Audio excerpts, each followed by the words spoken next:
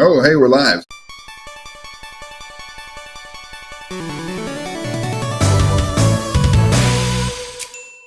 Welcome, everybody, to the QGX Cosplay Workshop. I'm really excited. I'm going to be watching along with you guys. I know a decent amount about cosplay, and I want to get into it. There's not many things that I can do being a fat old white guy, but I definitely still want to do it. So I'm not going to sit here and blather on about a bunch of things. I'm going to give it to our guests. When they are finished with their class, I'll come back and I'll help with the questions and the polls. And that's the thing. Make sure you guys are asking questions down there, and you also see that there are polls. Answer the polls because it'll help steer the end discussions in the questions and answers. So without further ado, I'm going to hand it over. So why don't we just introduce ourselves so you guys know who we are. Do you want to go first? Sure, yeah. So my name's Izza. I go by Evil Clever Dog online in the cosplay world. I've been cosplaying for far longer than I would care to admit. It's like, it's over 10 years. Yeah, a long time. And I mainly specialize in sort of armor, foam builds, and sculpting and mold making. That sort of side of cosplay is my main area. So I've been doing it since 2014. And I'm also known as Wondercat, and I've just been going to a load of conventions worldwide, displaying my stuff. Was a UOCC finalist this year, so it's been like really kicking off. It's been really great, and we're both like based in London, so we're part of the repping the London crew. So we'll just kind of talk about if you guys are new to cosplay or you just started or something like that, the best way of upcycling what you have. So what can we give people who are just starting out? What would you recommend? Yeah, so we're going through like a couple different topics today, and I can already see some questions in this box over here about sort of resources for people who are just starting out, and like online resources for people who are practicing social distancing. We're actually going to talk about that at the end of our segment anyway, so we will get to that. So first of all, this is sort of, this side of it is aimed at people who are just starting out, or people who maybe are limited in the things they can use by lockdown and social distancing. So the first point we were going to talk about was upcycling and recycling, which also has an environmental aspect to it as well. Like it's good to recycle things and not fill dumps of like fabric and plastic and stuff. Always scraps. Always. Keep scraps, keep foam scraps, keep fabric scraps. You'll find a use for them. But you can also, find clothing in secondhand shops or buy clothing online and then alter it rather than making something from scratch if you're not comfortable maybe sewing a full item of clothing yet, perhaps. Exactly. Yeah, I recommend the same. Or just see what you have in your closet as well. You might find that, for example, you want to do a Lara Croft cos test or something, then just grab a t-shirt and just do loads of weathering on it and take some photos. Like, it doesn't have to be the most expensive, like, accurate thing in the world, because it is fun at the end of the day. And for like weathering, you can even use like tea staining, which we used to do like back in school, things like that, and coffee granules and things that like, cinnamons or things that kind of resemble that rust texture. I even seen like sand, people using sand and glue mixed together to kind of give it that granuled texture. So it's really just about being super creative with what you have at home. So you don't have, I know we're all really restricted right now to what we can buy and like go out. There really is some great materials out there in your own home that you could really make use of, for sure. Yeah, absolutely. And not just for sort of soft garments, which would be like items of clothing as well, but for hard garments like armor. You mentioned cinnamon. You can actually use cinnamon mixed with PVA glue to create like a rust texture on armor that looks really good, which you can then you smell great. And then you smell amazing because cinnamon is the best smelling thing in the whole world. And you can also use sort of like keeping with the armor theme. Something I've done before when I made my Spark Eater costume, which is a character from Transformers, so this huge robot. He's got these sort of like power module cylinder things on his back, and I just got like the toilet roll tubes and kitchen roll tubes and wrapped them in foam and then stuck them on, so you can use those as a base to build on top of, or you could paint them or anything like that.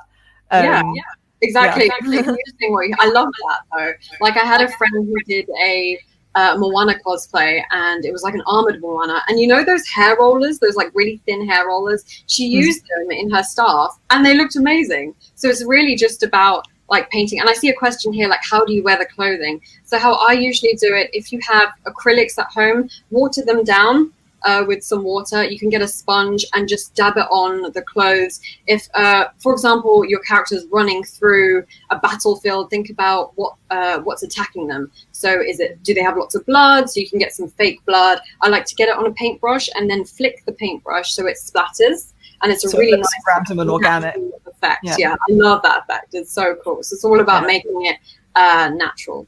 Yeah. And you can also, there's so many things you can do with both clothing and armor. Like I've literally like gotten a lighter and like taken a lighter to items of clothing to make them look really burnt up. Exactly. I usually prefer using the long kitchen lighters rather than like a little cigarette lighter. Like the long one.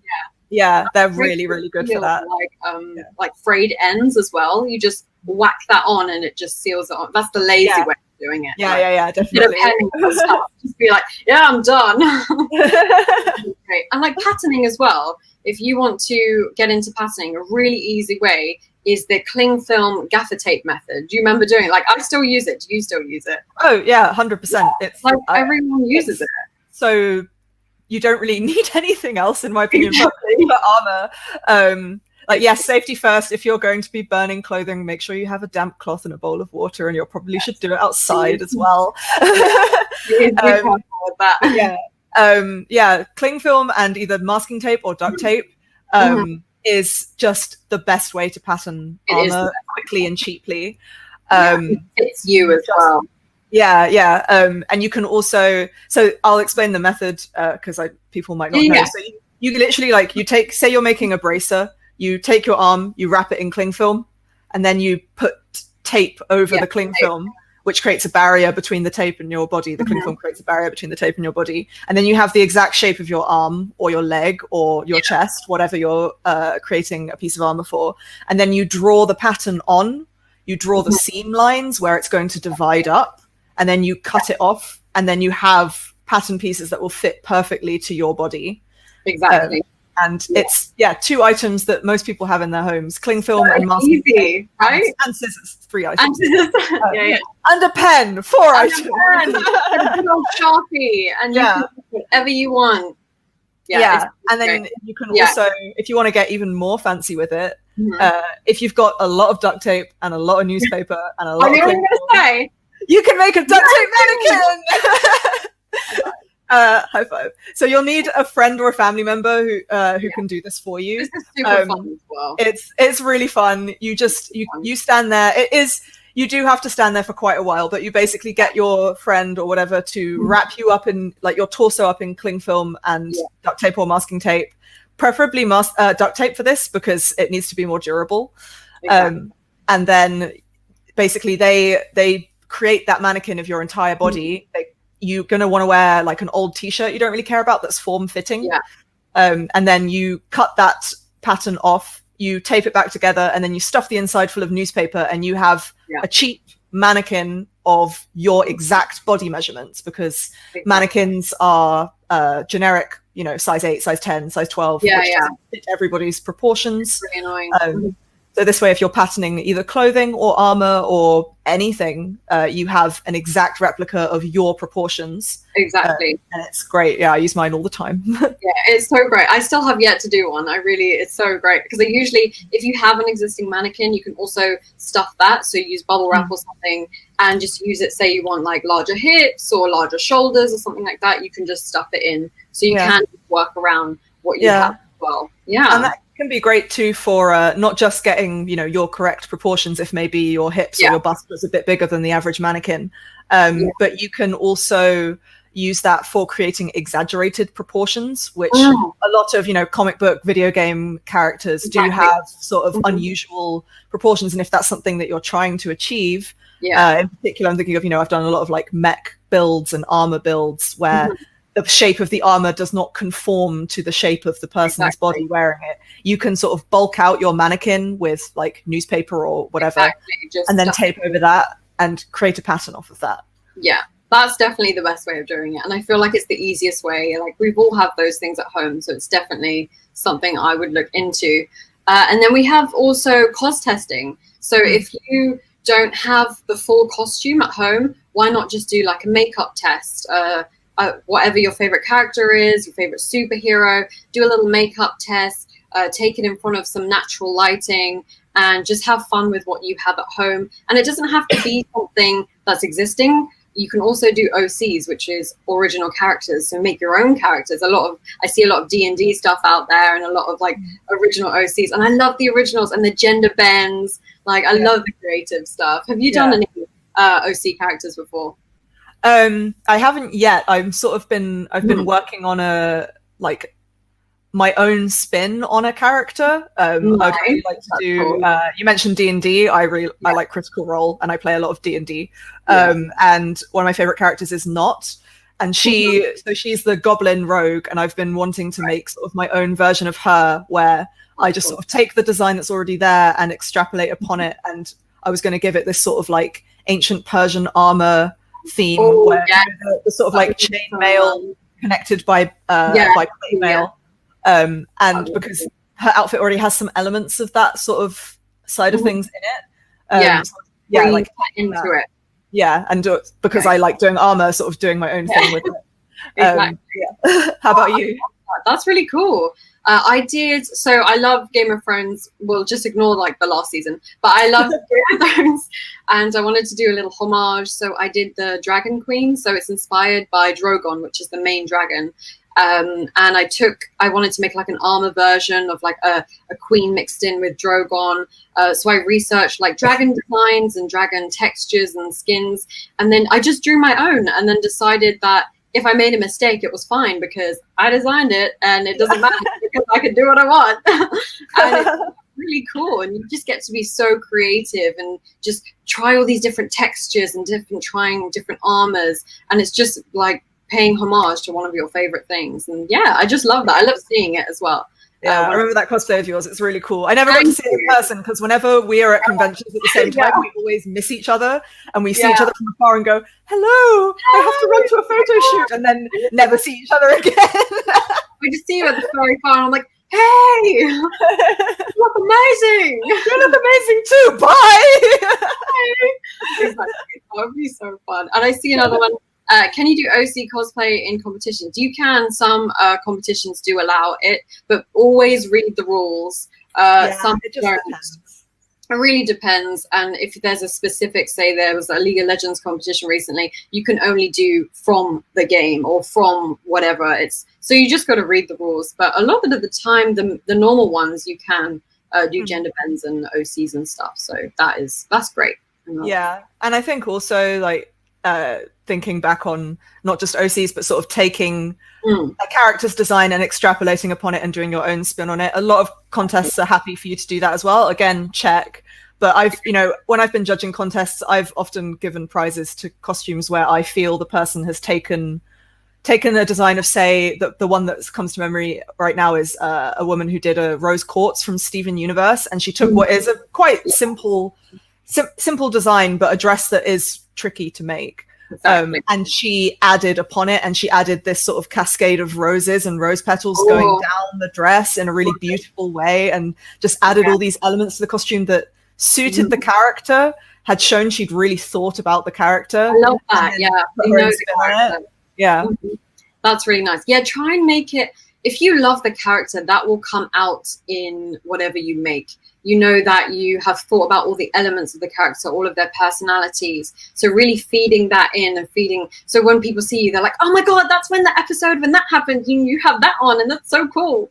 So it's like really knowing your character and being passionate about what you're cosplaying is like, whoop, it just elevates so much more. Definitely. And for beginners as well, if you're a bit stuck on what to start on, like what the first character should be, I would say, think about a character you really, really love and you feel is achievable for your skill level. It doesn't have to be, because I always say, pick something easy. My first armor build was a Transformer, so I'm not I'm not adhering to my own advice whatsoever. But for people who maybe don't have like a baseline of skills like I did because I was studying theater design, you can take a character that you really, really love and you feel is within your skill level, because your love for that character will keep you going through that build when you feel like giving up. Yeah. And you would just remember, you will sit there being like at 3 a.m., why am I doing this? And then you remember, but imagine how, I always think, imagine how cool and awesome you'll feel at the end, like when you finish, and how it will feel on you, and how you'll feel to finally be your favorite character. It's the most rewarding thing. The whole thing's a journey. So really getting to that end point is just going to make yourself proud. Don't do it for anyone else. Do it for you. Exactly. Do it for you.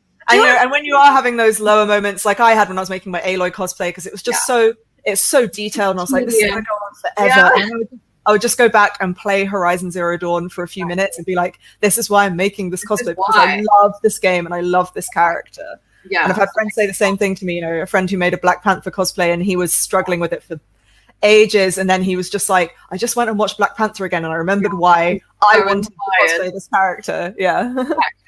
Reunite your love for it, and it will shine through. If you cosplay something you have no idea about, and you're like, I don't really know, I'm just doing it because it's really popular, then it's not going to come through. So I really feel like stick to your guns and make sure you love what you do at the end of the day, and it will show.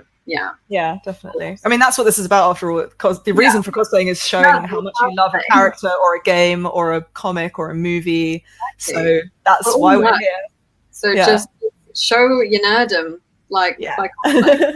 Why not? I see so many people getting really creative during these times, and doing all this. TikTok is a huge phenomenon that has taken over the whole cosplay world, and I see so many people. We have both not joined this crazy phenomenon, but I watch a lot of TikToks. I just haven't. I watched them. They're fun. They're fun to do with your friends during this time, or like masks also have become such a mandatory thing as well. So I even got like some scrap fabric from my Evie Fry costume, which is really, really lovely detailed, and I just recycled it and like made some masks of it. You can make some with your favorite superheroes on, or something like that, and just stay safe, but also cosplay at the same time. Yeah. That's another thing. Before we get to our recommendations, I've got something I can show as well. This isn't a cosplay thing, but it is a nerd thing, because I said I love D&D. So I have just like so much scrap fabric lying around, and I know, right? So I just made myself like a little dice bag with some scrap fabric from a t-shirt I made, and then inside is lined with scrap fabric from like a witch's cape I made for a theatre production a few years ago, and then the ribbon is from my Cassandra cosplay, and it was all the ribbon left over from that. So it's 3 different scraps together to make a little dice bag for myself. I love that. And you just make something new, and you're like, this was from this cosplay. It's really, really cool. I love that. But let's get to our recommendations for you guys. If you are starting, or just places that we have found really good content to get you going to making your cosplays. So one that we pegged as a really good one, maybe for beginner cosplayers and people who want to try out sort of upcycling and recycling, check out Alison Tabitha on YouTube. She does a lot of that kind of thing. She does a lot of, going to secondhand shops and buying a pair of shorts and turning them into Riku's shorts from Final Fantasy X, and sort of makeup heavy builds and stuff like that, where she's really using things in a creative way. And then not all, she's not necessarily using, professional grade materials, but the results are still really good. So it shows that you don't have to spend that extra money if you don't want to, or if you're not comfortable doing that, or if you can't afford it. You can still make an amazing cosplay. 100%. And she's one of my favorite cosplayers as well. And it's just like hot glue and dreams. Like for her, it looks amazing. Her transformation, everything. She's very, very talented. So definitely check out her videos on YouTube. And also, I'm going to go with Punish Props, who I absolutely stand by their videos and love their videos so much. I feel like they're crafting in real time. Everything feels I understand everything. It's great. They really break it down for you. And some of their stuff is more advanced if you're really looking to step up your cosplay game. But a lot of it is just really well thought out, and they are just absolutely amazing guys. So really, really good. They're brilliant. Yeah, they're a husband and wife duo. They do a lot of, they are mainly more focused on like props and armor. But they, yeah, like you say, they present it in a way that's very accessible. They have different sort of difficulty levels. So you can go into some of their videos as a beginner and learn a lot and start out. Or if you're maybe like more advanced, you can go in and learn some new things as well. And it's also worth noting that they have a website where they sell patterns. And they've also written books. So you can download them as PDFs or order physical copies, but some of their patterns are free.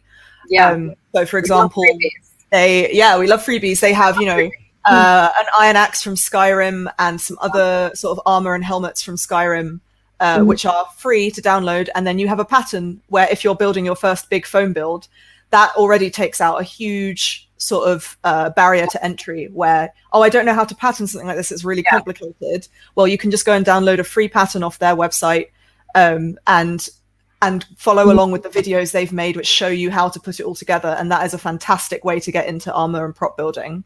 Oh, 100%. No, I really agree. And similar to the patterns, follow R31 Studio on Instagram, and he does tips and tricks to he posts like cosplay hacks, really, keeping your builds clean and they're really, really useful and really, really clever. And he also does free patterns as well on, I think it's his Facebook. Really great guy and absolutely lovely and just amazing. And he just does it all with foam, and it looks so simple, but it's all about layering. So when he starts to layer it, all the details come together and it's fluff. And he has some great tips and a lot of free stuff, and you know how we like free stuff. His Instagram is just full of these sort of like little one-page tutorial things for doing different techniques and stuff like that. He's really good. And in a similar vein as well, on YouTube, Evil Ted and Kamui Cosplay, who I see someone's already mentioned in the chat. Both of them as well. Both of them great armor builders. Evil Ted worked in the film industry for years. Kamui Cosplay's been cosplaying for years. Evil Ted is sharing all sorts of secrets that were only known to people who work in theater and film for years, and it's amazing because it means people have access to this stuff that they normally wouldn't have. And he's sort of, I think he's like retired from the film industry and started doing this as a hobby because he's friends with some cosplayers, and it's just exploded for him, and it's great to see. And he also has patterns for sale. Some are free. Kamui as well has patterns, some for sale, some for free, and books as well. And again, like tutorials to go along with the patterns that they're selling. They all have all platforms like Instagram, YouTube, and everything. So they don't just have one. So you go check them out on all of them. And also Kimpatsu, who is one of the cleanest cosplay builds I've ever seen when she posts something. And things like Kamui and Kimpatsu, they always post a progression. So I know Kamui's doing her, I think it's Diablo Brigitte, and you get to see how it's cosplay is formed from the very beginning to the very, very end. So if you like seeing how the progression of a cosplay, those two are very good in showing step-by-step process from start to finish on those. So they are definitely like some great people. I think that's everyone. Like there's so many people out there that there's obviously way more than the few we've suggested, but those are sort of very well known, very accessible people to look out for, and then you can go out and find even more amazing people to follow. You can also join groups on Facebook, like Punished Props have a group, Evil Ted has a group. For female and non-binary cosplayers, there's a group called the She Prop Community, which is a community specifically for women, non-binary and marginalized genders to talk about their cosplay builds from all over the world. It's so great. It's definitely amazing. And I would say YouTube is your best friend in cosplay. You just type how to insert what you want to learn. Literally. How to do it. Like I'm like, how do I do this? And I just thought, okay, I know now. So it's basically such a hub for little how-tos and things like that. So definitely like YouTube, you get to see it, compare primers, compare sealers, compare everything. And don't be afraid to reach out to people as well. Ask them questions. How did you make this? Could you give me some advice on this? Because we're all doing this together. We're all a big community. So if we can help each other out, then that's an amazing thing to do. Yeah. And I think also just to add to the thing about searching things on YouTube, don't be afraid to look at people who aren't cosplayers as well, because there's a lot of people you know, there's a lot of seamstresses and tailors who have YouTube channels, and that like you don't necessarily have to go to a YouTube channel that's about cosplay to learn how to sew. Oh, 100%. Yeah, I agree with that. There's a lot of people doing just like for example, one day I was just like, I wonder how to make this kind of dress because I need to do that for something soon. And I just searched it and it was there. And it was just a 12-minute video. Yeah. Yeah, no, I agree. Like even just like making these, I just saw a random girl on YouTube. She's not a cosplayer, but she was just like, this is how I make a mask. And I'm like, great.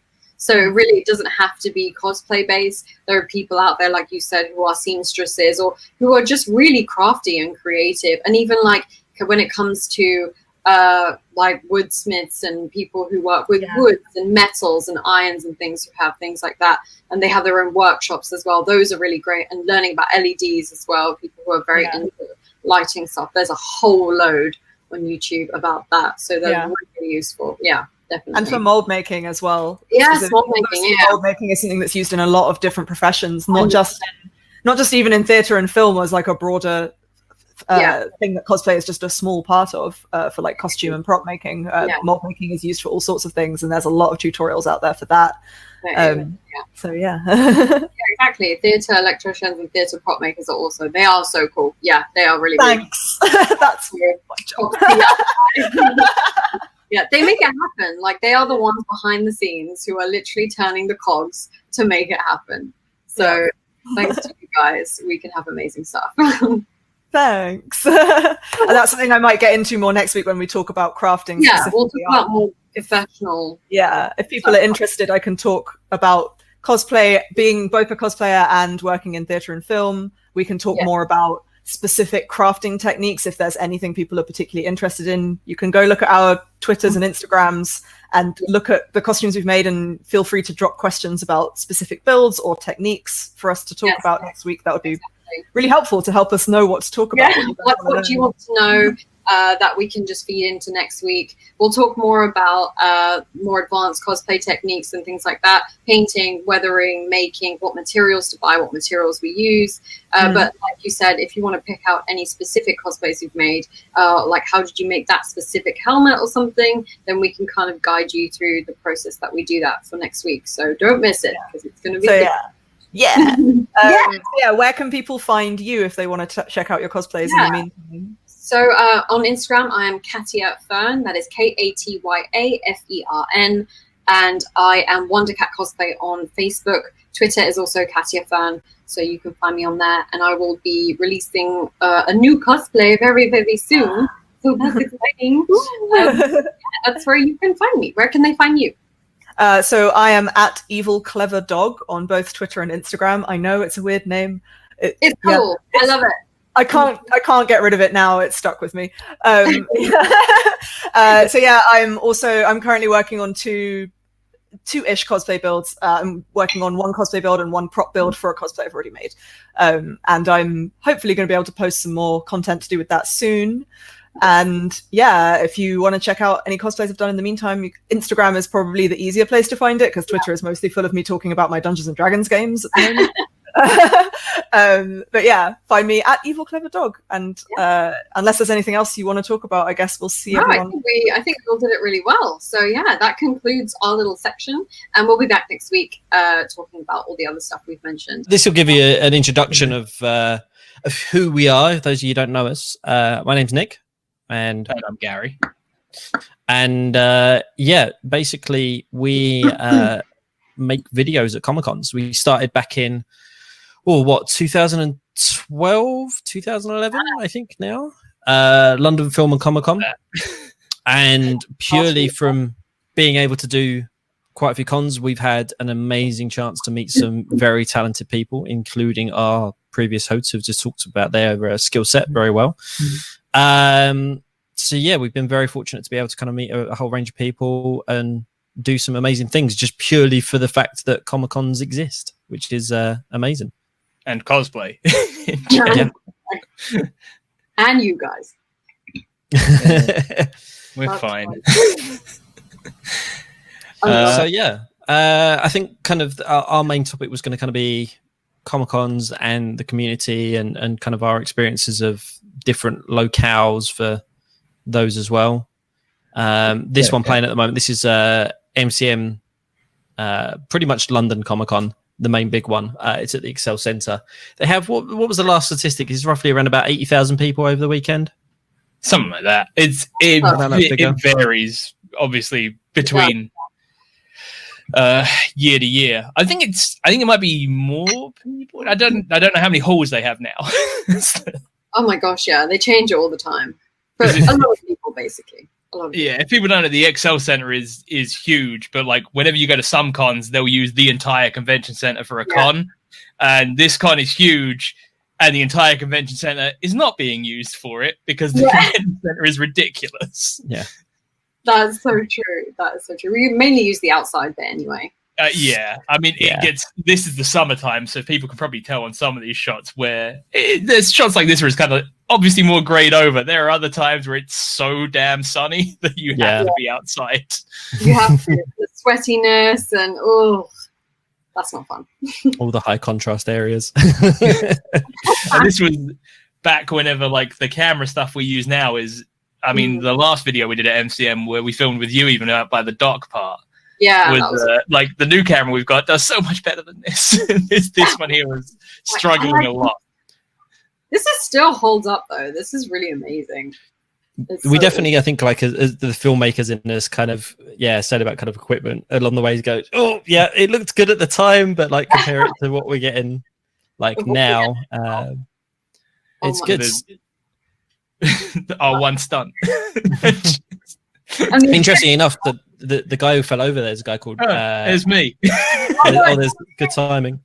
Goes by the name of Outlaw Wolf, and he has been in the cosplay community for a while, but he's actually now gone into doing stunts. Worked on quite a few big films. I can't remember all of them off the top of my head, but some like Mission Impossible, and he's been in Harry Potter and quite a few. And he's been doing a lot of film working, but started out in cosplay community. So I think there's kind of like saying about Evil Ted earlier on the stream, he kind of went the other way around. I think there's a lot of crossover that if you want to do some form of a creative art or work in the creative industry, cosplay is definitely it's definitely a good way. That's so cool. Sorry, hang on, my mic just cut out. Not my mic, my headphone. There we go. Sorry if I talked over you there for a second.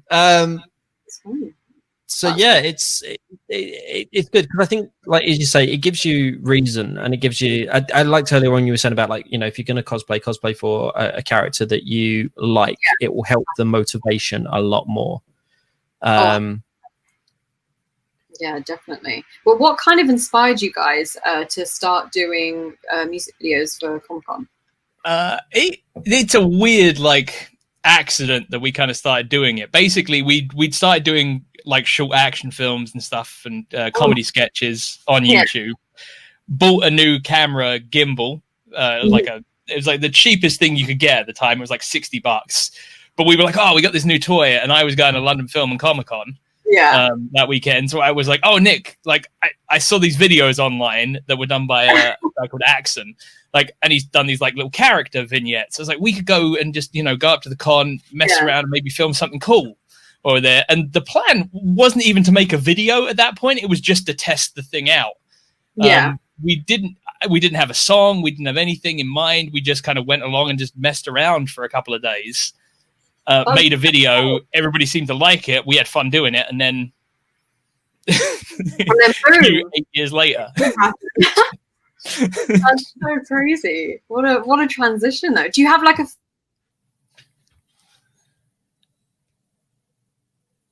my sound cut out there. I think there was a little cut out. I got the start of the question. Yeah. Oh wait, I cut out. I think I cut out. Yeah, there we go. You started asking a question and it just stopped. So I was like, just on edge. Do you have a favorite MV that you've shot, or like a favorite con that you've attended?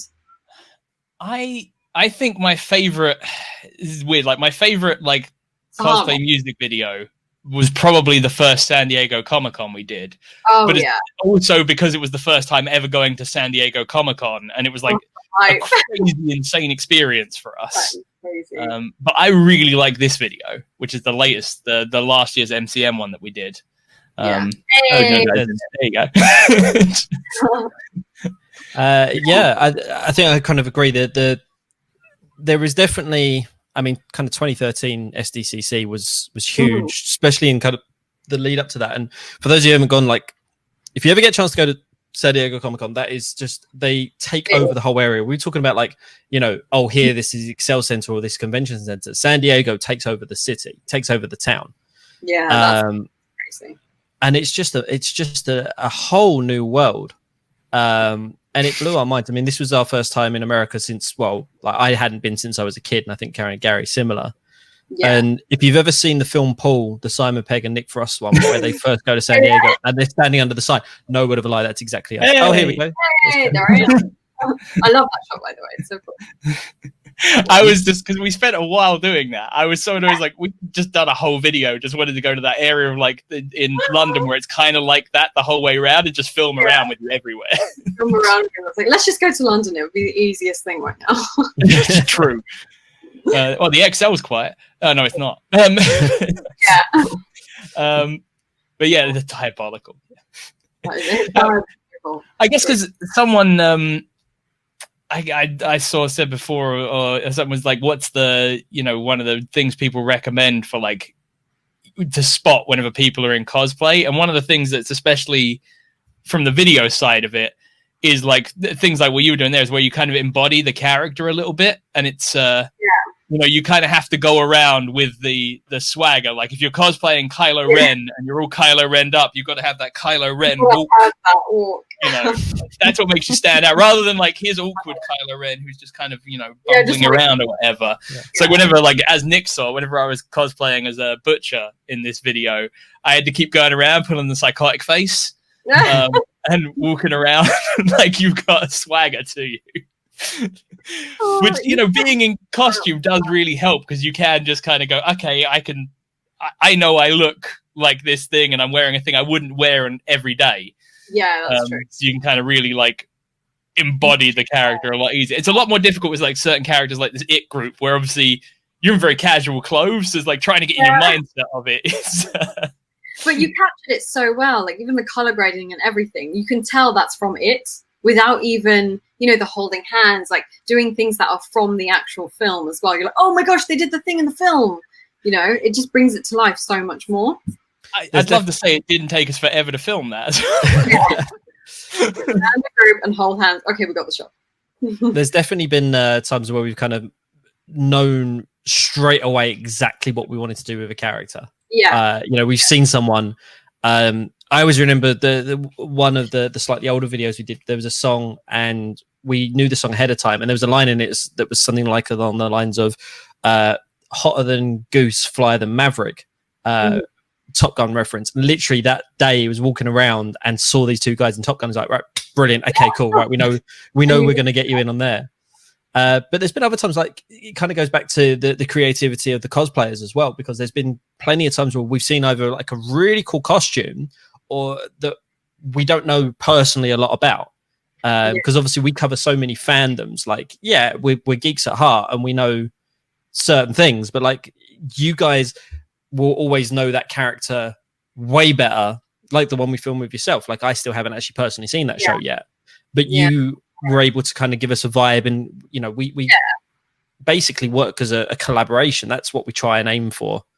Yeah, that's what it is. And just sharing, be like, oh, my character does this or something like that. Could you go like that? And then you give your more creative camera perspective, be like, why don't we shoot around you and things like that. So it is really a collaboration, like you said. And that's what you do in these videos. I guess, yeah, that is the thing. Like, taking, for example, like the you know, like, if you're shooting, like, a Wonder Woman or whatever, the amount of times a Wonder Woman cosplayer will go, oh, well, I'll do this pose. Like, but the problem with that is you're like, yeah, Wonder Woman does this, but it covers up your entire cosplay when you're videoing That's an annoying thing. That's why I never like to pose like that, because I'm like, it's like, unless you're really proud of those braces.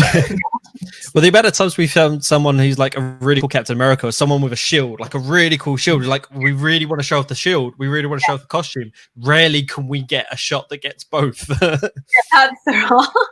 That is true. That is true. There are some awesome people though. It's yeah, I mean, it's I forgot. I haven't seen this video in years. Yeah, I was just thinking the same thing. That's one of the reasons why I picked it as well. I was like, actually, because this one almost killed us in the most awesome way possible. We basically flew out. The event was Thursday, Friday, Saturday, Sunday. We flew out on the Wednesday to New York. We landed like late Wednesday night. And then we had 4 days of filming, and we were doing a video for ourselves. We were doing a video for our friends at Nerdist. I was going to come on to this one. We'll come back to the Gary shot. All of these videos cosplaying, like this is a rarity. Yeah, and then like we had to fly home Sunday night, so we were literally there for like 4 days and then flew home. And that shot was on the Sunday morning. Was it? I think we woke up. I made us go. I was like, Nick, you can sleep in the hotel room, but I'm going to see the Ghostbusters Firehouse. This is at 5 a.m. I woke him up at. I'm like, yeah, come on, like, who's gonna take your camera? Pictures of me and video me in front of the Ghostbusters Firehouse, please. Dream. Here's a great costume about to come up, saying about big, massive builds. I mean, this is the different levels that we do. You know, some are like you say the stranger, the It group. It's very casual, still accurate. But then like we'll have people in a minute, like Tom, who built a Hulkbuster. You know, he won the competition for that and spent weeks and months on working on the stilts and the being able to walk in. And he's actually a lot more agile than you think on that than what comes across. But I think like for us, when we go to a con, it's not necessarily looking about that intricacy. Like, yeah, they're cool and we can do stuff with it. But like, if we can make a cool shot, then and it's someone in a t-shirt or, you know, like a gender bend there, and then we'll make it work. The good thing as well is like certain scenes where, you know, you have where you're just trying to kind of come up with stuff on the spot, and like say like there's certain things you go, oh, we'll come and we'll have in mind, and something won't work. And one that just thinking about it was in the previous video, the Shazam little section that we did. We knew we wanted to film with them, but we had no idea what to film. Oh yeah, my sad, no one wants to give me a hug. No one's allowed. But the like the Shazam, but we spent maybe 10-15 minutes chatting through with the cosplayers, going, okay, what about this? What about this? And we were like, we could do the like stopping a punch thing, and then we were like looking at that, no, that's kind of dull. And then like we were like, well, what's everybody's favorite moment in the film? And like we all came to this consensus of let's do this moment. And then like we kind of the same with whenever we were coming up with the, you know, the shot of you for thing where we were like, we could do that. And then you were kind of like, well, what if I was like leaning over this, like looking over? And it was like, okay, you know, like that's kind of the more fun part. It's very easy to get, like, sometimes you watch a cosplay video and people will just go, you know, like pull an action part, which is really simple. But like, you know, shots like this were really complicated to come up with on the fly because it's like going between characters. But like it took us, you know, maybe 15 minutes to block it out and get it to work. But, you know, some shots, you obviously, San Diego Comic-Con is a bit of a nightmare for the fire marshal there does not like people standing still. So it's the con where a lot of like flyby filming happens. That's the thing you'll kind of notice. A lot of the shots and areas where it is a bit of a fly up, fly down isn't necessarily our choice. It's more that we can't disrupt too many crowds. One of the reasons like we like the outside a lot, obviously because of being able to light things, but it gives us a lot more freedom. Again, like shooting with yourself, it was, we could take our time and we didn't have anyone breathing down our neck saying, wait, you're blocking traffic. Yeah, exactly. And what I like about your videos so much, I feel like they tell a story. They're not just like, oh, generic pose. It's more like the way you transition between the shots. And you can tell a lot in your most recent work as well, telling the story throughout. It's like seeing clips of the actual game or film or things like that. That's what really brings it alive. Is that something you learned, or is that something you want to change more into, doing more narrative-based kind of looking? I guess it's been a kind of evolution we've had, right? Like we kind of did little bits. Like you'll see little snippets in videos like this where we'll do a little tiny scene or something.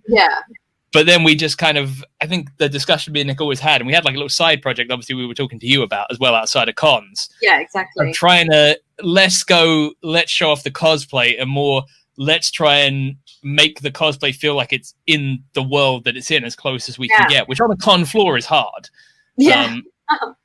Like MCM, we kind of got quite lucky by not really having much inside the con stuff to to mess about with, and we were able to build little scenes and narratives and whatnot. And that's I think kind of the goal going forward is to it will change depending on con, because if you're San Diego Comic-Con, you can't really do that. But if there's venues and stuff where we can experiment and come up with cool scenes with characters and make a character live like it's in the franchise it's in, like that's kind of cool. That is really cool. And there's so much out there now. There's so many more videographers and things like that.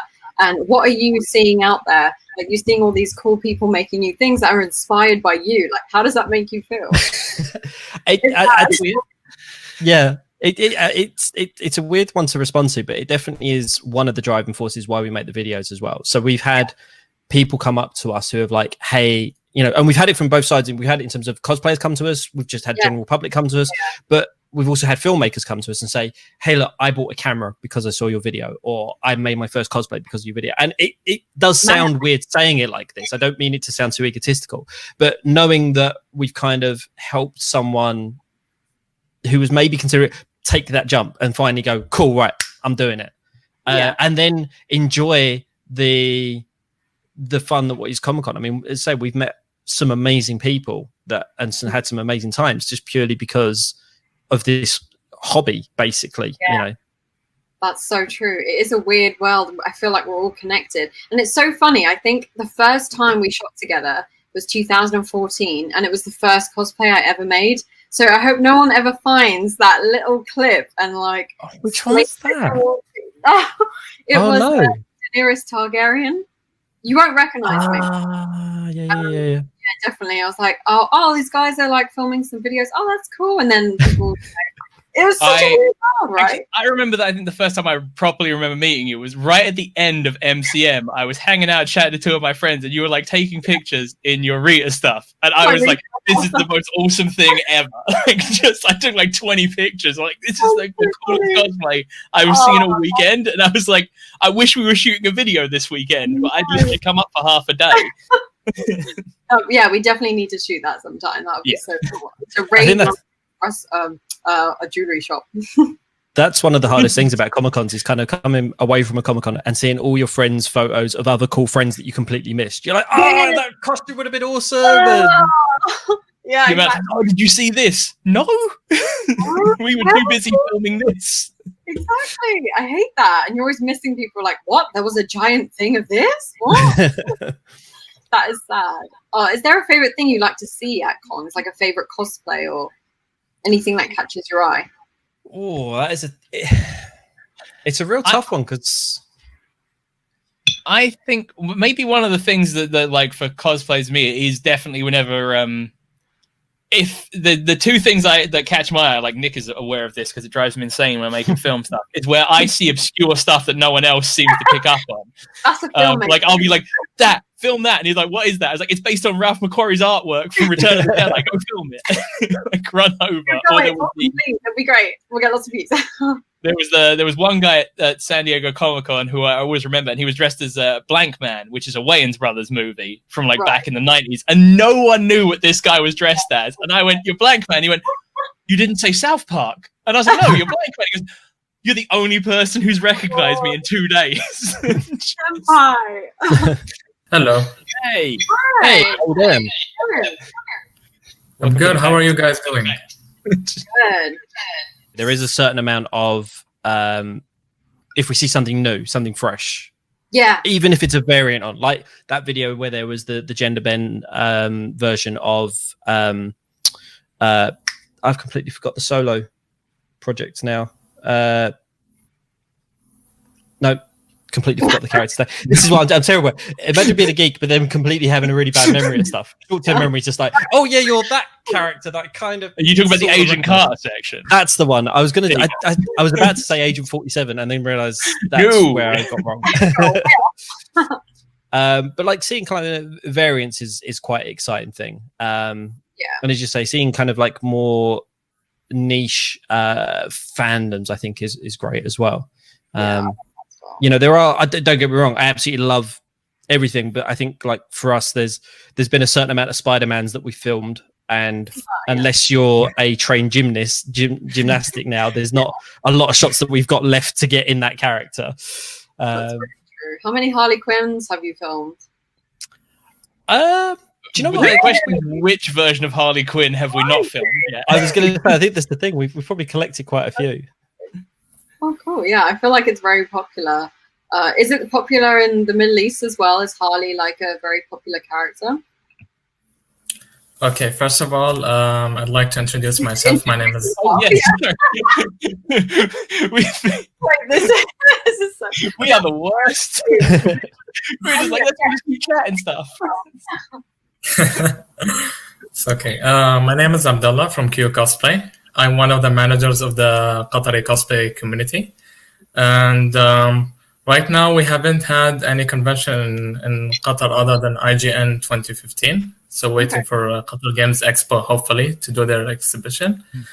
And regarding Harley Quinn, well, I'm a big Batman fan myself. And I know so many people who love Harley Quinn, and some of them right now are watching us, and they want to cosplay Harley Quinn. So we had one Harley Quinn cosplayer when we did a cosplay event for the Justice League movie release back in 2017.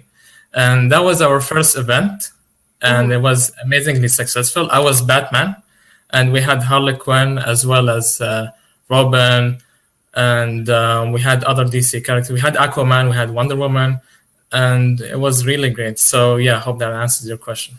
I think you have a question about talk about obstacles for cosplayers, especially females, but this is directed to you, apparently. Yeah. Now, for the Middle East, we have a very conservative society. So when it comes for some females, even males in cosplaying, you know, there is a taboo when it comes to, for example, cosplaying in a revealing costume. So to manage with that, we have had some solutions for that. For example, people who wear the Muslim headscarf, the hijab. Some of them, they've styled it in a way that it looks like as if they're wearing a wig. But it's not actually the wig, it's their hijab, the way they styled it.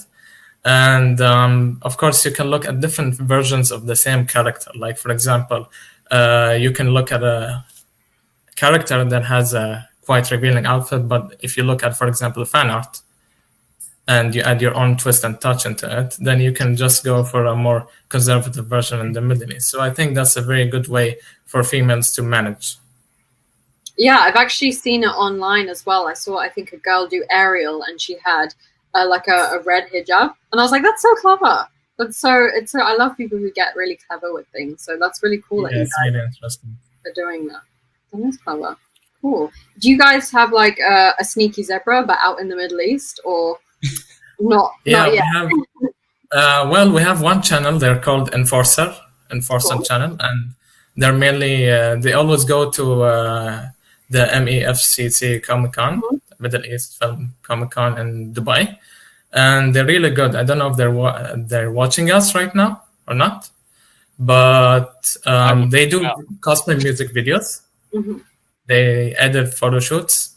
In Qatar, we don't have anyone like that yet, but hopefully we can manage to get people who do the same hobby. After all, we all learn from each other. And right now we can't go to Dubai, but hopefully when Qatar Games Expo happens, then hopefully they can visit us and we can have cosplay music videos there. And of course, Katya and Sneaky Zebra and Issa, I don't know if she's watching us right now. You're most welcome to visit us in Qatar and the Middle East. I mean, we can all learn from each other, the Middle East community, the UK community, and so on. Yeah, that's the hope one day, to get over there. Yeah, I mean, that's the thing. I mean, we again kind of said about the kind of community thing is we just want to meet people and meet from the experience, and it's simple as that. It gives you so much chance to, well, test stuff out, really, doesn't it? I think that's the other great thing. It's a great testing ground, because if you do something and it doesn't quite work, you're like, okay, right, well, let's change this next time. And yeah, exactly. No, I agree with that. That's really cool. Is there anything you feel like is missing in the Middle East, or something you would like to see more over there in the community? Well, in Qatar, we are missing conventions for a start. The most important thing. That's true. I guess at the moment, at least it's an even playing field with everyone. I mean, the problem is even before the whole pandemic situation happened, we had only one convention, and we didn't have any other convention. We do have some events from time to time, but I think what we're missing in the I think what we are missing in the Middle East is we are missing big events where there are more international tournaments happen, more cosplay tournaments and competitions. Like we have people who have joined for the World Cosplay Summit. And right now we are promoting an online competition called the GCOF Middle East. I don't know if you've heard of GCOF, but they are a Korean competition. They're based in South Korea. They have a cosplay competition and they have an artist competition, other competitions as well. So the cosplay competition for GCOF basically is something online. You have to submit a 2 minutes video. You have to impersonate the character and cosplay them at home. Like the situation would be, what would Bruce Wayne, Batman, be doing back at home during, for example, the pandemic situation? Yeah. He'll probably be thinking of finding a cure because he's a genius. That's Batman. And I think that's what we are missing right now. Yeah, it's weird being in this time where it's locked down and we can't go to cons and everything's online. So I'm seeing so much more online cons and online competitions and things. And it's all very new to us. So we're in that weird new zone of testing out. Does it work? Like this might be a future where we all just come and cosplay online. But it's weird. It does also show like the commitment of like all of us as fans of this stuff, that even during this, we're going to find a way. We'll be in the same place together. We will find a way to have cons somehow. Somewhere. Oh, most definitely. But I can't wait to get back out there. Like, I'm sure you guys are missing it as well. Just being around the buzz and everyone around you, all the cosplays. Ugh, I miss it. I miss it a lot. It's a very weird time because obviously, because we go to so many conventions, there's a certain point where we would almost set our yearly calendar by it, and I'm having enough trouble telling the day of the week it is. Let alone, there's no San Diego, there's no this, there's no this. There's no plans. There's no plans for anything. What is it now? I don't know what day it is. What day is it? Sunday? Saturday? we can joke about that. I thought it was Tuesday on Thursday. To be honest, we're lucky we're here. We made it time for the stream. Let me check. Well, it's Saturday today. Okay. 20th of June. Thank you for confirming that. I genuinely would thought about double checking then. I was like, oh my god, is it actually Tuesday though? Oh god. No, I'm gonna have to check out. I see a bunch of people commenting about the Enforcer, so I'm definitely gonna check out their videos. That's one of the things that we obviously love seeing is we get a lot of people like message on Instagram or whatnot from various countries of like, oh, they're doing a small con at this thing. Like I've shot a cosplay video, and it's like there's a certain thing where like we have where like even with cosplayers coming over to ask to film with us, we're just like look at us, we're just two normal dudes, like just come say hey, you want to show us a cosplay video, like 100%, like I'll give constructive criticism or feedback, go this is cool, next time try this, or if you're having a problem with that, like give this a whirl. I think for like going up to content creators, like we actually got to a point where we had something where we started it called the sneaky selfie, and the whole point of it is we had a few people who used to come to us after a con and they'd go, I saw you guys but I felt too nervous about coming to say hello or asking to be filmed. Now like the whole reason we're there is to film with people, so like we will film if anyone asks us. We've never ever once, unless we were running late to something, have turned around to anyone and said no, we're not going to film yet. We film with everybody. But you get so many people like, oh, I felt nervous about asking something like that. So we came up with the idea with a sneaky selfie, and the whole point is then that's asking people to come up to us. That's us turning around and saying, hey, look, come grab a selfie with us, pull the Gary point, give us the hashtag. And then what we were finding is that people would go, cool, can I have a sneaky selfie? Like, yep, cool. And then they go, oh, and can I be filmed? And yeah, brilliant. So it was a great way to open a door and basically say, look, yeah, we're open as hell. Like, come film with us. We want to film with people, and we want to film with a variety of people as well. I mean, there's definitely some certain faces that will always pop up in our videos. That besides Gary, always popping up. Yeah, you know, we have lifelong friends that we've made at cons, but you know, we'll always try and film with new people or new things, because again, like, it's the experience you guys have will help us create new ideas for shots, and then we can adapt those and use those in the next set of shots or the next set of videos, and kind of go from there. So yeah, we definitely try and you know, make it as welcoming as possible, I think, on that front. Yeah, no, I feel that as well. And I love how collaborative it is, that if I have an idea and you have an idea, it just kind of merges into one beautiful idea and it all comes out together. So yeah, props to not like, I know people get a bit controlling, like, oh, I only want to show shot one way, or can you do a shot where you lean over, you know, that kind of thing. But no, you've always been very like true to the character, and yeah, it's great. It's I mean, that's the thing as well, like, because we kind of go along with like this much of a plan when we go to events, because you want to like be open to like, because I remember there were some cosplay videographers we knew who would go to a convention and they would try and almost storyboard out, like, I need this shot, this shot, this shot, this shot, this shot, and this shot, and it has to be exactly this length to fit into the music. And it's like, editing doesn't really work that way. It's not like a Lego thing where you can just take your plans and just build it that way. Like, it's about going, oh, you know, just, it's creative. The same way as cosplay is creative, making a cosplay video is just as creative. You know, it's like feeling out, you know, you watch a film and there's a script, but what happens on set is actors throw their own things in, the DP throws their own things in, the editors, the VFX guys come up with some crazy thing to throw in, and you're taking the best bits of everything and then making something from it. And that's kind of the big thing with the videography side of like, okay, just be open to everybody's input. Or if they go, what if my character does this, but I can also do this, or like, I was thinking about this, but I don't know if that would work. And it's like, okay, well then we just workshop it, and, you know, hopefully together we come up with something that we're all kind of like, okay, that's actually pretty cool. There's been a couple of times as well where there's one guy a recent con that we were at, and he came up to us and he goes, by the way, I can do a full backflip in this suit. I'm like, brilliant, cool. Like, we never would have suggested that to anyone. Like, do it. Yeah, exactly. Like, oh yeah, we're going to turn that down. Like, no, actually, just sit still. So, please. Katya, whilst you're in this lockdown period, just practice your backflips, because so I'm going to get like super sporty, get Wonder Woman on, and then you'll be like filming Wonder Woman backflipping. You best be ready. Oh boy, that's hilarious. Do you want to get on to some questions? Yeah, I have a question here. Yeah. The most memorable Qatar cosplays. Okay, well, I think it depends. Like, we have so many people in our community; they have their own memorable memories and cosplays. Like, which cosplay they like the most.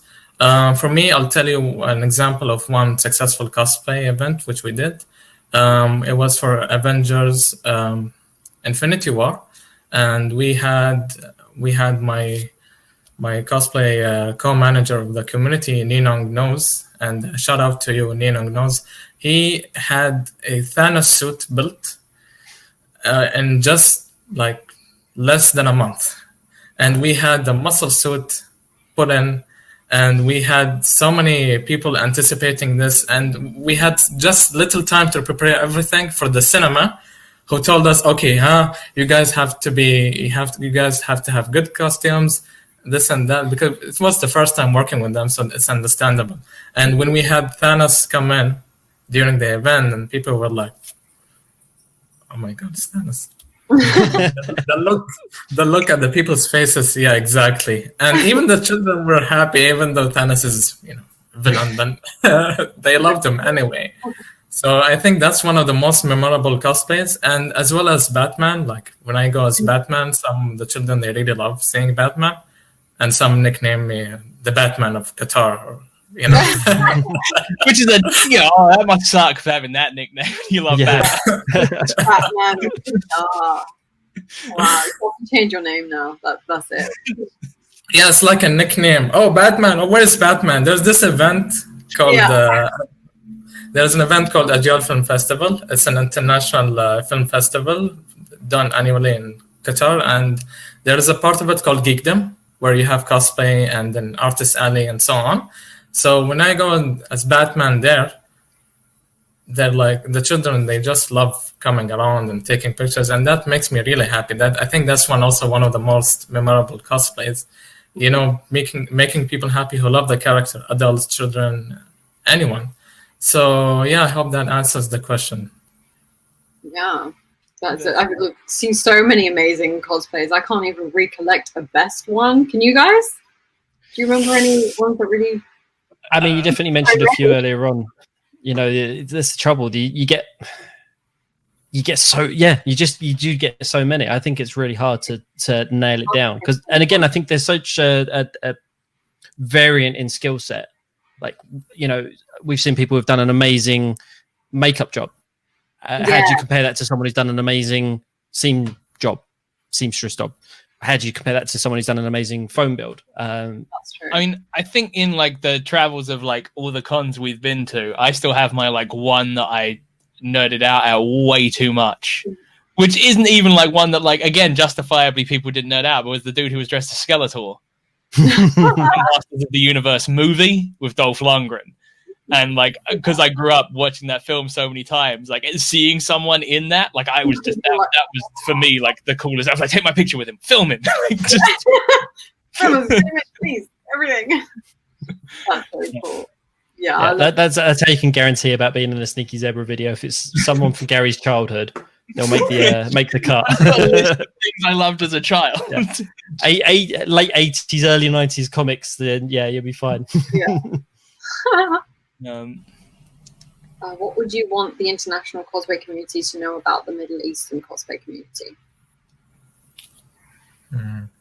Well, I want them first to take a look at our work, and not just us. There are cosplayers around the Middle East communities in Saudi Arabia, in UAE, in Bahrain, Oman, Lebanon, Egypt, and so many countries around. And I want them to take a look at their work and see that we have these kind of events, we have these kind of cosplay. Sure, we might not have events always, but I want them to know that we're open to creativity. We can incorporate things from our culture. Like, for example, you'll see people in Dubai. They do this a lot in Dubai. You see someone cosplaying as Darth Vader, but then they're wearing the traditional Arab garment, and they're mixing and matching here and there. So yeah, I hope that answers your question, Noah. I'm gonna go ahead and I'm super jealous of the skills, the After Effects skills. By the way, so good. Man. I know, right? All right, so we're gonna do some of the questions that were upvoted first, and then we'll work on some of the other ones. But yeah, thanks to all you guys for joining us from all over the world, which is pretty amazing. So what online resources do you recommend to cosplayers who are practicing physical distancing? Online cosplay resources. You can get really cheap foam floor mats from your hardware store. They're like, so you can actually go out and get them. And like they're kids floor mats. They're like interlocking floor mats. So they're there for kids to walk on. And they're super cheap. And you can also get craft foam, which are also like what kids use as well. So that kind of stuff is there. That's the one. That's that format. I forgot to bring my sample, but there we go. That's a great one, especially if you're making like big props and stuff. You can layer it up. That's super cheap. Hot glue, again. I mean, it's not really my favorite to work with, but it's a great one to start off with, which you can also get. What this thing was made out of. Is that foam floor mat? That's all foam floor mat, and that was like, Hey. I cast up bits and made a hand, awesome. which is still, and it's signed by Robert Downey Jr. as well, which doesn't hurt. There we go. He grabbed my arm and went, "I will sign that." That's great. That's so cool. Like getting your cosplay signed by the actual person. That's Yeah, just that was at the Ultron premiere. That is cool. But yeah. But yeah, That's a good- I have some stuff I make every now and again. yeah. You're a maker. I'm a filmmaker. Yeah, not on the level of any of you guys, but It's still cool. I think this is a really important one for everybody who is aspiring or maybe has just started cosplay. What do you bring to the event in case you have to do some sort of a repair? Oh, yes. We're very lucky at the UK to have a little stall set up called like A&E for cosplayers, where if you've broken your cosplay, you can go over and they'll help you. But 100% safety pins. I cannot stress to enough. My first cosplay was held together by 100% safety pins. So if I can do it, you can do it. And yeah, safety pins, some super glue or contact cement glue. I would say from just the filmmaking side and being at cons and people having stolen them off me, you fix Sharpies. So if your costume has like black bits and silver bits or something, like bring black and silver Sharpies because you can cover up so many mistakes with those things. Yeah. Oh, 100%. Yeah, Sharpies is a really good one. So I think those are like the little essentials. Even like a little thread and needle in case something comes loose. So always useful. If your costume has like pouches, then you have the benefit of like if you're like Captain America and you have pouches on it or something like that, or Batman, where you have the utility belt, like you can use your pouches.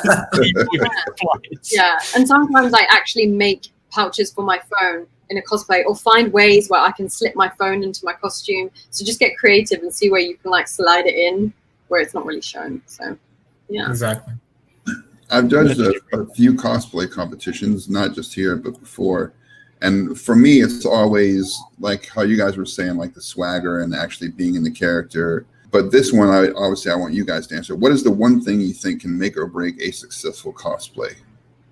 Oh, that's a good one. I would say I'm always a sucker for details and clean lines. So if something is so clean and then suddenly you just mess up on a bit, it can kind of just draw your eye to that area.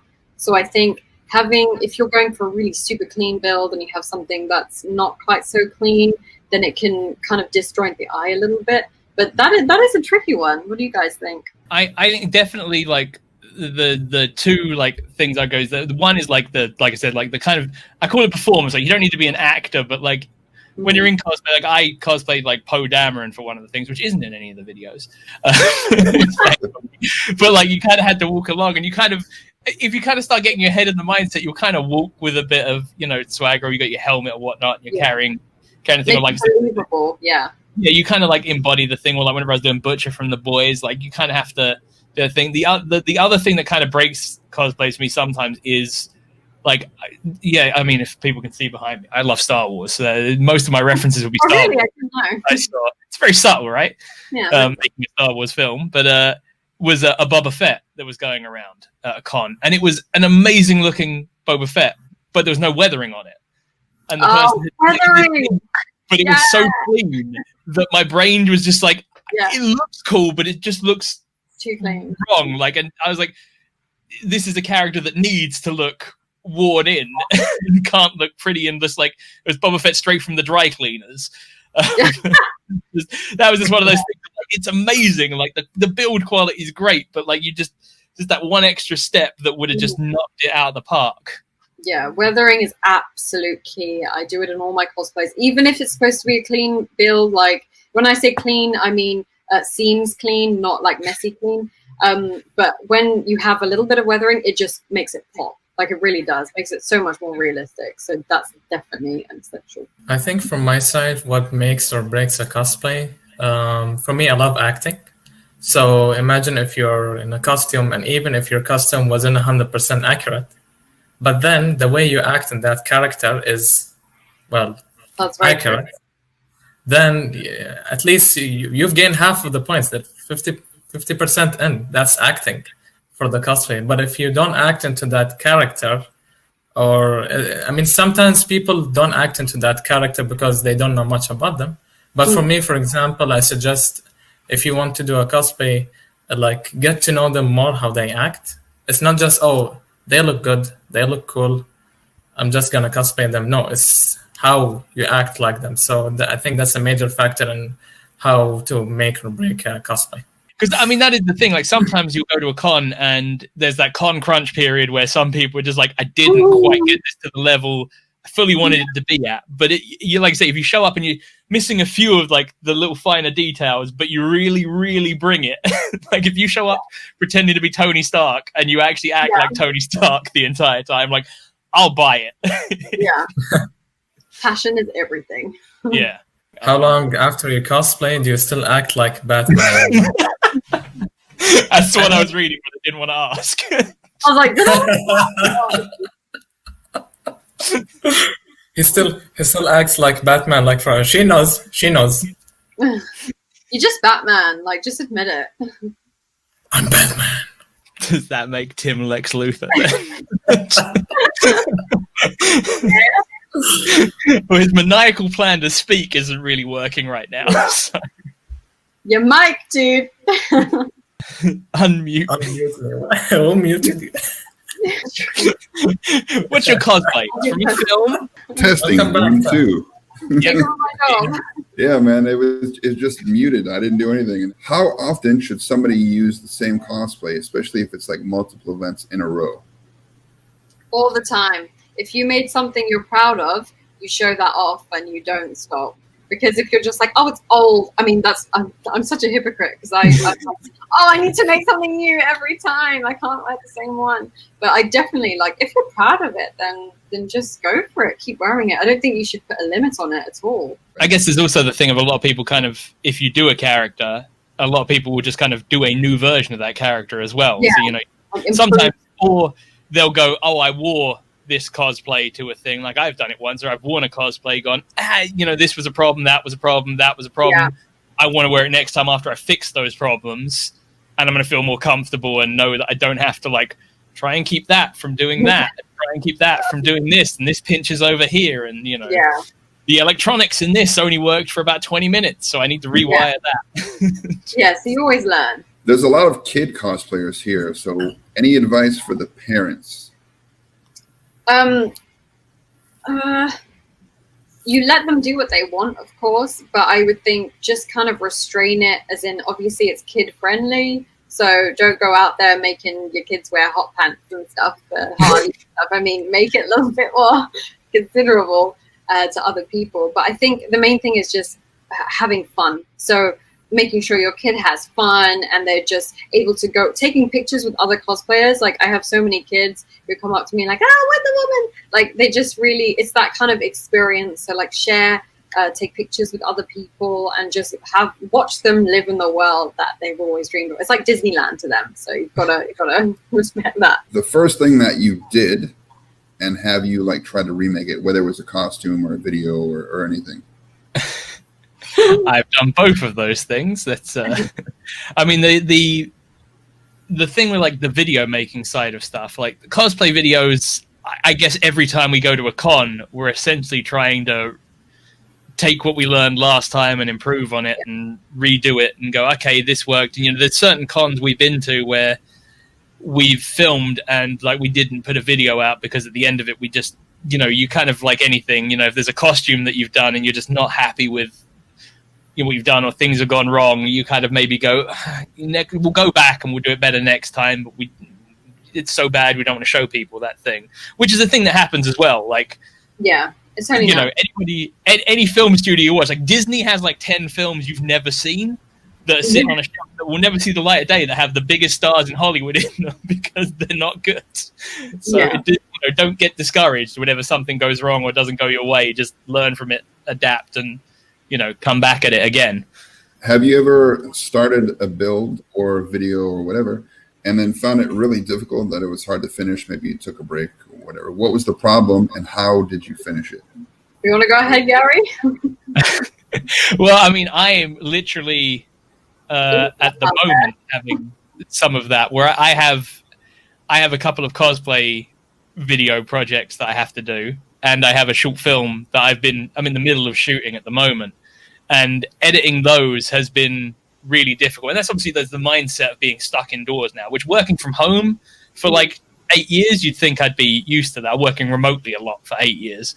But there is a certain like mental aspect to trying to get yourself back in the vibe of doing it. So like chatting with you guys now has got me in the vibe to actually want to edit cosplay video again. Yeah. But there's certain times you just kind of stare at the stuff and just go, please just make yourself. Like, I just don't have the brain power to do this right now. I look at it and I scan through everything, and I'm sure you might have it like with cosplay materials, where you just kind of pick everything up and you're looking at it going, I know what I need to do with these. Just, I can't figure where to start or where to go. Or what to do. It's really hard. Like everything, I struggle a lot with con crunching. I con crunch for every single con I do, and it's really tough. Like getting that motivation to finish, especially if it's a really big build. I'm like, ugh. And I have such a very perfectionist, so I'm like, oh no, it has to be perfect. That theme has to be perfect, and it has to be the way I like, or like I'm not. And I don't even like. I just do it for fun, but still, I have this self pride that I have my own kind of standard where I want to be.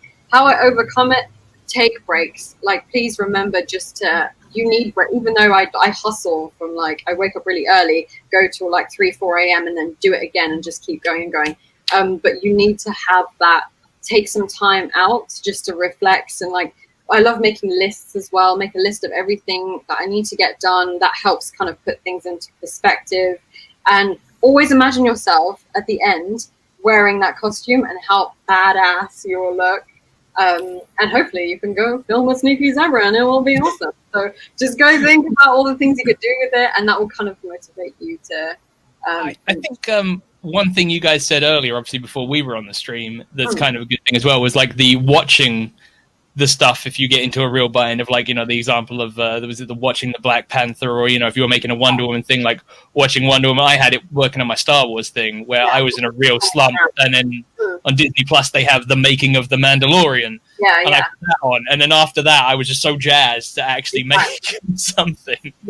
Getting re-inspired, like we talked about, watching the film or going back playing the game, so you're like, oh, I love this so much, and that will power you through to the end. It is kind of amazing how you can like just slump down and then just any kick of it will just jumpstart you back up on the love. So you just got to keep riding the wave, I guess. It's a journey. It really is. It's weird. QGX themselves wants to know, what is like the best cosplay competition in the world, or the one that gets the most love, or whatever? I would say BlizzCon, when they have their, I don't know if that's really oh no, it is. But everything I see from that con blows my mind, and it's a whole nother level. I really want to go one day, and it's just, the level is insane. Like, I think the craft level is really off the charts, and the big ones as well. They have the big competitions that I think it's not EG, it's the one that they film in Japan Expo, like the finals. Oh, yeah, I know the one you. ECG. I can't remember the name. ECG? No, wait. This is the one where Nick would remember. This is the part that Nick will remember. He won't remember character names, but he'll remember that. I think it's ECG. But yeah, I'll say BlizzCon, because that's just, whoa.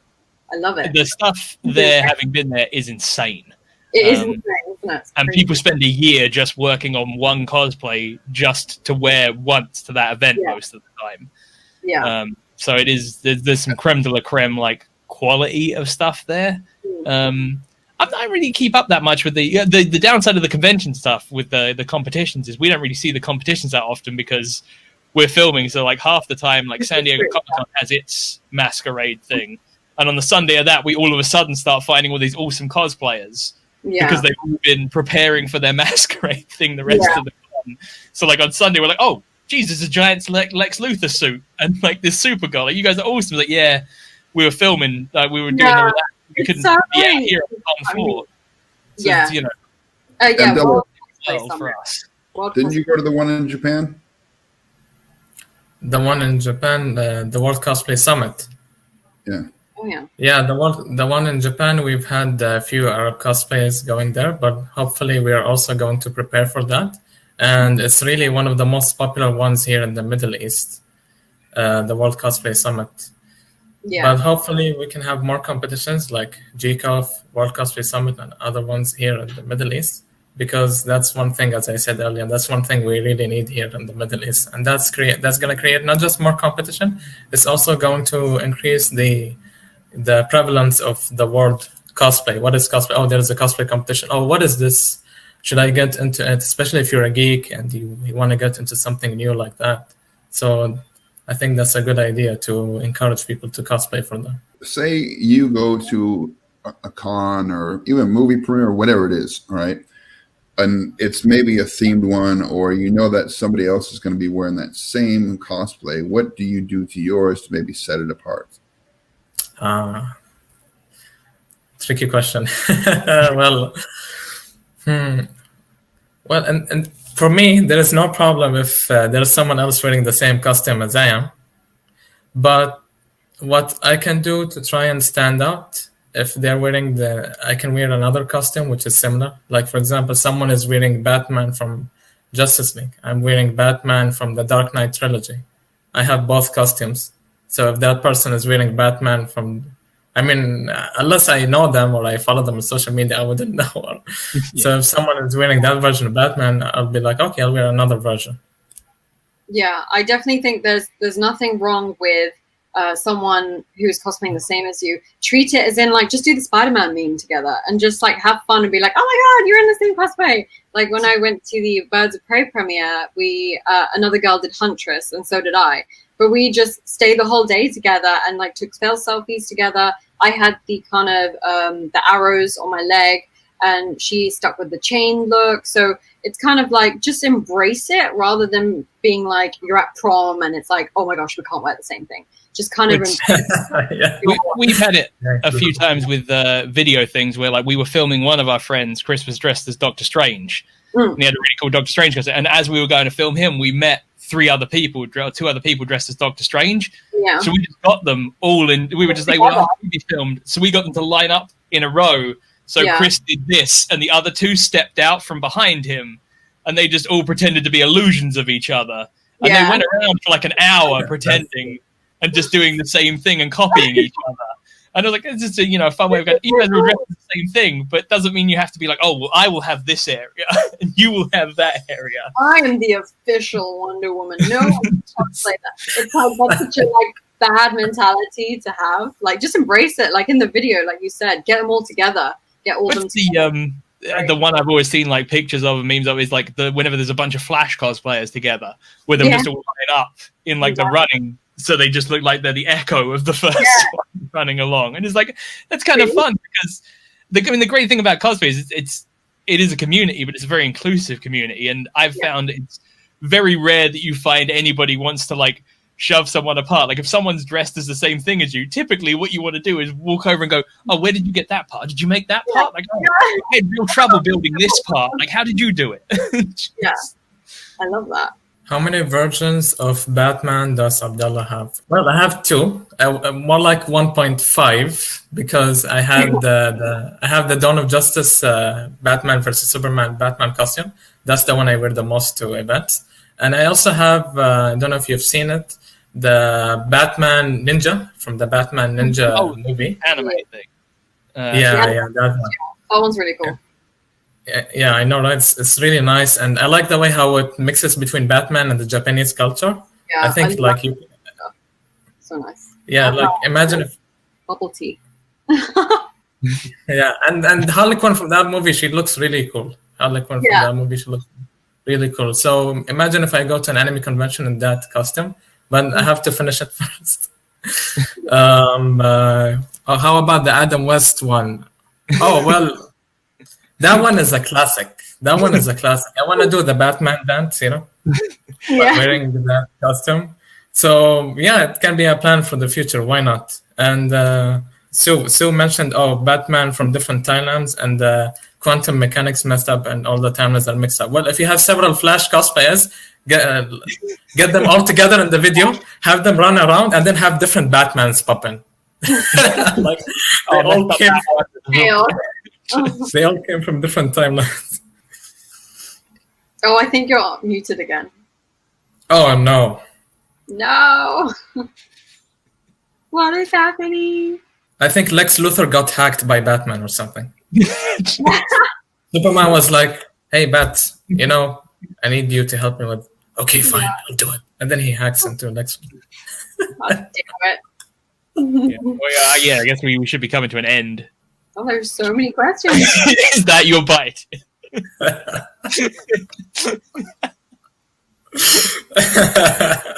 Oh. I guess we should all sign off then, since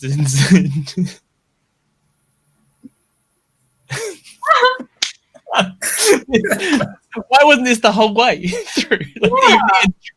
That's so funny. Before we go, tell everybody where they can find your stuff.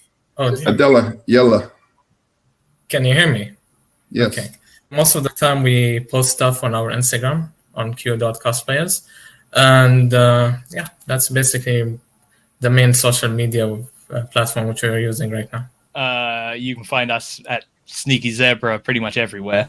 So youtube.com/Sneaky Zebra, Instagram, Sneaky Zebra. To be honest, they're the main two we use now. We are on Twitter and Facebook, so you can just search Sneaky Zebra, but Instagram and YouTube are the two best ones to find us on. Yeah, and the least toxic. And Katya? Yes, you can find me at Katya Fern on Instagram, KatyaFern, and on Facebook, I am WonderCat Cosplay. At Geeky Amriki on everything you can imagine. And then something, Sue needs a favor, so let's find out what that is. Can I get a shout out? Hi, Sue. Yeah. Shout out to Sue. By the way, Sue is from the Oman cosplay community. She's a cosplayer. Can I give shout outs if we have some time? Yeah, man, give a shout out. Okay, first, shout out to all of the Arab cosplay community people, whether they're from Oman, Saudi Arabia, Bahrain, Kuwait, and UAE. And of course, shout out to my fellow cosplayers in the community. I love you guys, and I know I haven't seen you since a long while, so I hope you're taking care. Shout out to the cosplayers also not in the GCC, the other ones like the ones in Lebanon and Egypt. Shout out to you guys and the ones in Jordan. And yeah, shout out to all of our fans, and shout out to you guys, Sneaky Zebra, Issa, Katya. Shout out to you guys for joining us here, and I'm really happy that you joined us. And of course, Tim, who's too busy trying to hack Batman for hacking him. No, I have to communicate with the QGX guys through here because we can only have 4 people at once. Yeah, and only 3 can talk. Yeah. Yeah. Apparently. Oh, Thank you guys for having us on this stream. I'll say thank you on behalf of Nick as well, because I'm sure he's on one of the chat windows watching. So. Yes, and shout out to you, QGX. Thank you guys for bringing us here, QGX. This is a lot of fun, and obviously I see that there's a button to register for your guys' crafting session stuff as well.